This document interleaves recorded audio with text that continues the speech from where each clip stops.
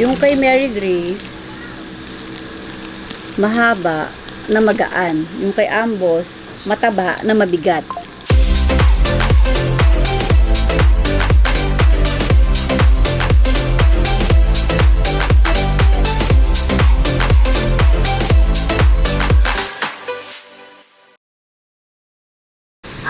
Mga beshi, happy vlogmas everyone. Malapit na ang kapaskuhan, ilang araw na lang. Gusto ko i-share sa inyo yung sikat na cheese roll ngayon sa Alabang, sa Mulito. Meron silang branch sa Southwoods and sa Binyan. Dahil hindi ko pa siya natitikman, may nakapagsabi sa akin, nakasisi ko na masarap daw to. Susubukan natin, pero magkakaroon tayo ng comparison para malaman natin kung ano ba talagang masarap na cheese rolls dahil mahilig ako sa cheese rolls. So, ang titikman natin ay si Ambos Cheese Rolls versus Mary Grace Cheese Rolls. So, ayan ang ating content for today's video. And bumili din ako ng cheese rolls kasi dalawa yung klaseng cheese rolls nila. Isang classic and isa yung regular lang. So, susubukan din natin yung classic.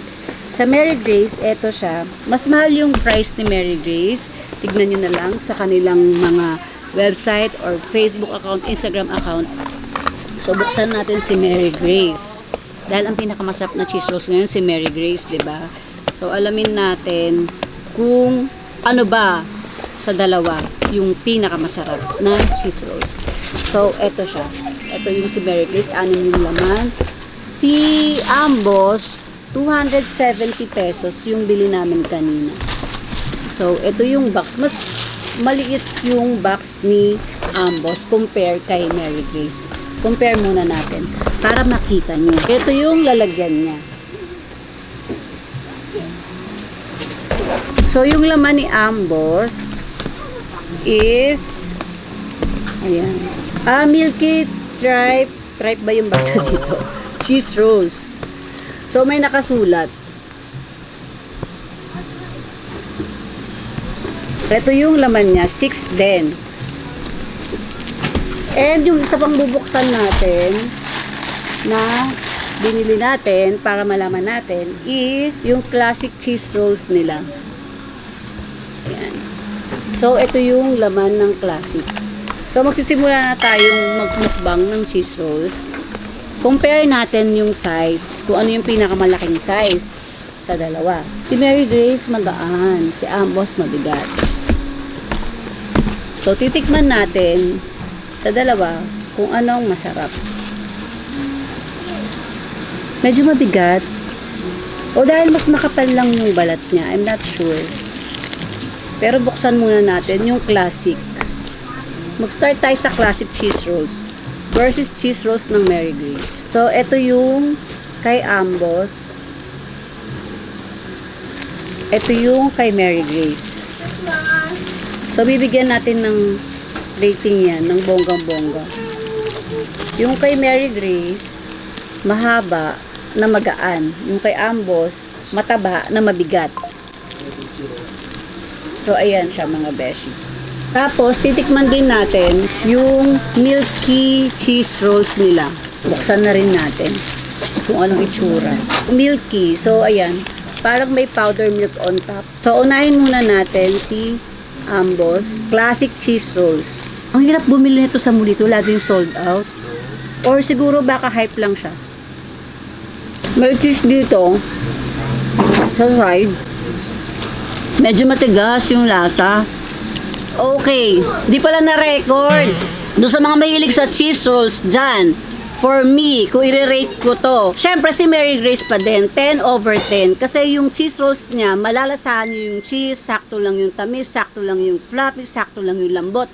Si Ambos naman kasi medyo matigas siya. Overrated siya and hype lang talaga siya.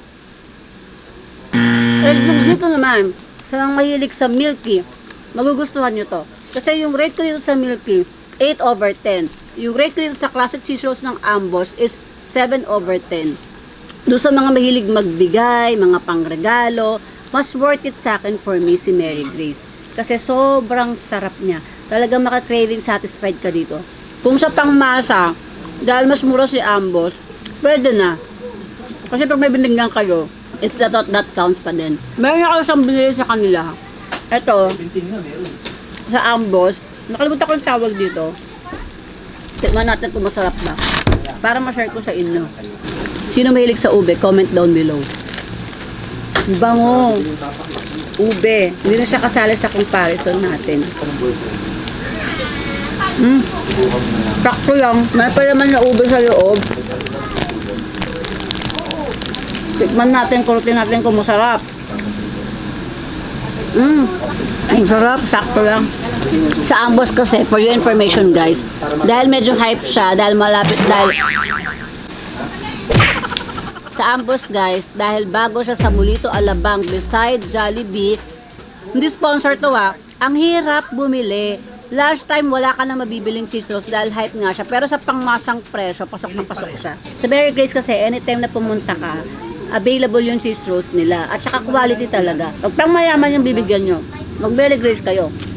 Pag pang masa, pwede na si Ambos. Rizal, come here.